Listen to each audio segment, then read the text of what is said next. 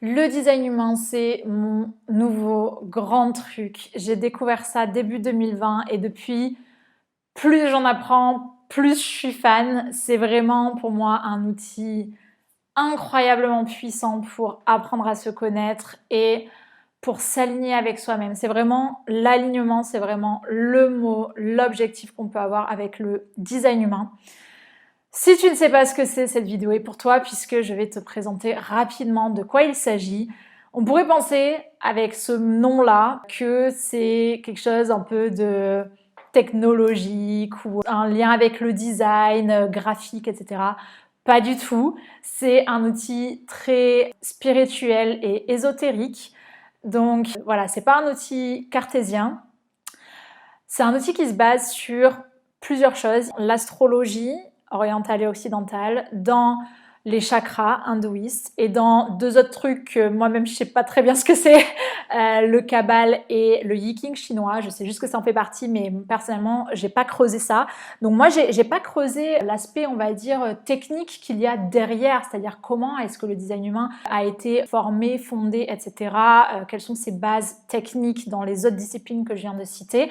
Moi j'ai appris directement ce que veut dire le design humain et je l'utilise appliqué à l'épanouissement professionnel parce que je trouve qu'il est super pertinent pour ça. Il pourrait être aussi appliqué aux relations. C'est vraiment un outil de connaissance de soi. Le design humain rassemble les disciplines dont j'ai parlé. Il se base là-dessus et elles sont un peu toutes imbriquées. Donc moi, je le trouve super intéressant du fait qu'il rassemble un peu tout ça. C'est pas ok, d'un côté je vais voir l'astrologie, de là je vais voir les chakras, de là je vais voir ça, de là je vais voir ça. C'est en fait t'as un peu tout en un. C'est très complet, ça te donne énormément d'éléments. Moi, je suis une formation pour apprendre ce que veulent dire les différentes choses du design humain et à chaque fois je suis là quoi, mais il y a encore une nuance, il y a encore ce truc. J'ai l'impression qu'on n'a jamais fini de creuser. C'est pour ça que je trouve ça passionnant aussi. Donc moi je me fais un plaisir d'apprendre et je me fais un plaisir de venir te partager ici en quoi tu peux l'utiliser pour ton épanouissement professionnel, pour ton alignement avec toi-même, parce que je trouve ça assez puissant comme outil pour servir cet objectif-là. Concrètement, le design humain, en fait, on obtient une charte. Sa charte de design humain. La charte, ça ressemble à... Je vais te mettre une image sur la vidéo pour que tu puisses voir. Mais en gros, ça représente un peu le corps assis avec les différents chakras, mais il y a 2 centres en plus que dans les chakras hindouistes. Et c'est un schéma où il y a des trucs qui sont en couleur. Donc on a plusieurs formes géométriques. Il y a des carrés, des losanges, des triangles. Il y en a qui sont en couleur, il y en a qui sont en blanc. Il y a des petits numéros. Parfois, il y a des formes géométriques qui sont reliées par du rouge, par du noir ou qui sont pas reliées. Donc ça, c'est un peu ce à quoi ça ressemble et quand on le voit on est là ok, qu'est-ce que ça veut dire tout ça? Et souvent quand on fait sa charte on a plein d'autres informations qui viennent avec. Donc pour obtenir sa charte, en principe il y a plusieurs sites disponibles qui sont gratuits. Je vais mettre plusieurs liens dans la description pour que tu puisses aller récupérer ta charte. T'as pas besoin de créer de compte ou quoi pour obtenir juste ta charte basique. Ça va te générer un PDF sur lequel tu verras marquer plein de choses que tu ne comprends pas. Et donc, je t'invite à revenir sur la chaîne pour comprendre un peu plus en détail ou à me contacter avec tes questions. Mais là, je vais juste t'expliquer rapidement les éléments que tu peux trouver, les informations que tu peux trouver avec ta charte. Donc déjà, pour obtenir ta charte, c'est très rapide, ça se fait en 2 minutes puisque, comme je t'ai dit, ça se base sur l'astrologie et donc les seules informations dont tu as besoin pour obtenir ta charte, c'est ta date de naissance, ton heure de naissance, ta ville et ton pays de naissance. C'est tout basé sur à quel moment et où tu es né. Voilà les informations dont tu auras besoin. Tu vas donc obtenir ton PDF et les informations que ton PDF va te donner sont ton type. Il existe 5 types. Et ça, c'est l'élément le plus important pour ne pas être submergé par tout ce qui est donné par le design humain. Déjà, commence par ça. Moi, j'ai commencé par ça et c'est ça qui m'a fait me rendre compte que c'était un outil puissant. J'ai vraiment vu l'impact. Je ferai une autre vidéo sur pourquoi je suis aussi à fond sur le design humain. Là, l'idée, c'est plutôt de rester sur la définition. Donc, ton type, ton profil, ça, c'est un peu lié à ta mission de vie, un peu ton rôle par rapport aux autres et comment, un peu ta force pour y parvenir. Avec ton type vient ta stratégie et ça, c'est extrêmement important pour être aligné avec soi-même.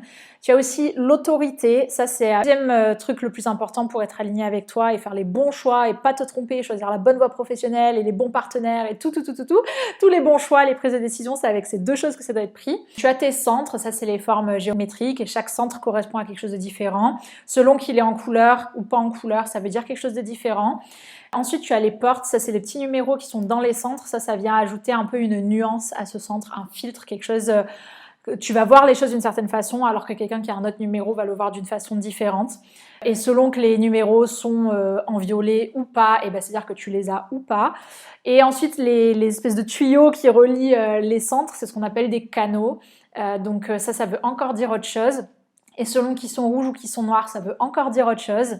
Donc tu vois, il y a énormément d'éléments et de nuances. Et est-ce que j'oublie quelque chose? Oui, il y a aussi ta définition, c'est autre chose. Ta croix d'incarnation, c'est autre chose. Honnêtement, moi, j'ai pas encore vu tous les éléments au moment où je fais cette vidéo.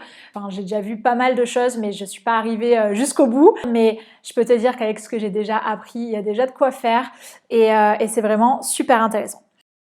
Un petit mot pour les personnes un petit peu sceptiques.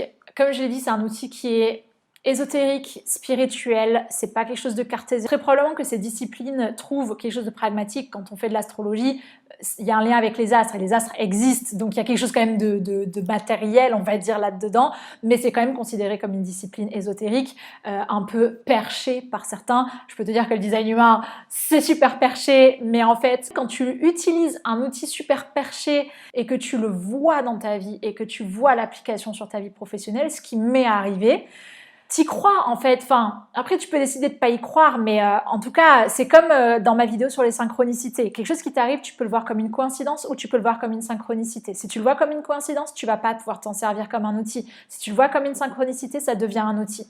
Et ben ces trucs ésotériques un peu perchés et spirituels, pour moi c'est la même chose. Si t'y crois pas, alors tu peux pas t'en servir comme outil et tu vas rester avec des outils pragmatiques qui certes peuvent être bien, mais vraiment quand on parle d'épanouissement, on est sur des ressentis, on est sur un ressenti d'alignement, on est sur des émotions et je peux te dire qu'on ne peut pas traiter ça avec que des outils pragmatiques à mon sens. C'est vraiment mon avis et moi je suis vraiment allée de plus en plus vers des outils spirituels et ésotériques et j'ai vraiment découvert autre chose avec ça et pour moi il y a une force dans ces outils-là et c'est pour ça que j'en parle et c'est pour ça que je ne reste pas que sur les outils pragmatiques et cartésiens. Je voulais dire, il n'y a pas de preuve scientifique à ma connaissance du lien entre ce qu'on voit sur notre charte et qui on est vraiment. Je ne sais pas si des gens se sont penchés sur la question, mais je ne crois pas qu'il y ait de preuves scientifiques. Je pense qu'on en aurait entendu parler. Peut-être que je me trompe.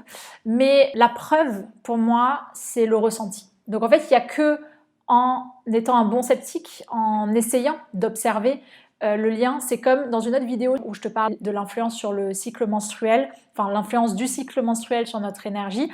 Moi, j'étais un peu sceptique parce que je voyais pas trop l'influence de mes règles et de mon cycle sur ma vie, donc je voyais pas en quoi je pouvais utiliser ça pour m'organiser, etc.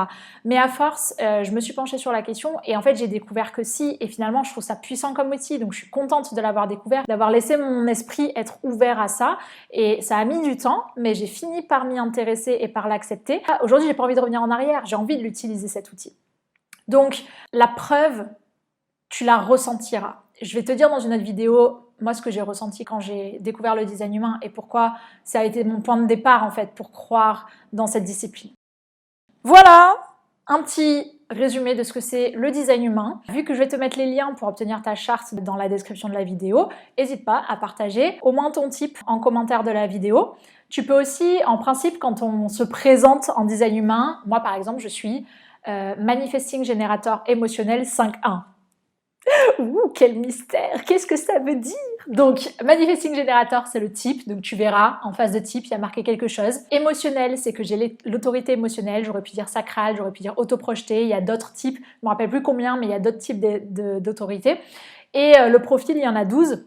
Il y a toujours deux chiffres, 5/1, donc des chiffres de 1 à 6 / des chiffres de 1 à 6. Et voilà, donc si tu veux te présenter en commentaire, nous donner ton petit profil, voilà, n'hésite pas à nous dire, je suis Manifesting Generator émotionnel 5.1, je suis projecteur autoprojeté 3/6, voilà. Et puis, on verra dans d'autres vidéos comment comprendre ce que ça veut dire tout ça, comment l'utiliser. Si tu as déjà des questions, n'hésite pas à les poser en commentaire parce que moi j'adore en fait utiliser les questions pour donner des réponses, ça m'aide beaucoup à faire sortir les choses. Je regarderai ce que tu veux savoir et je plancherai un petit peu sur la question pour toi. Bonne fin de journée et n'oublie pas de t'abonner si tu veux que mes vidéos apparaissent dans ton fil d'actualité YouTube et que YouTube et son algorithme te recommande des vidéos similaires d'autres personnes mais qui te permettront de découvrir ce milieu du design humain, de la spiritualité et tout ça, tout ça. Allez!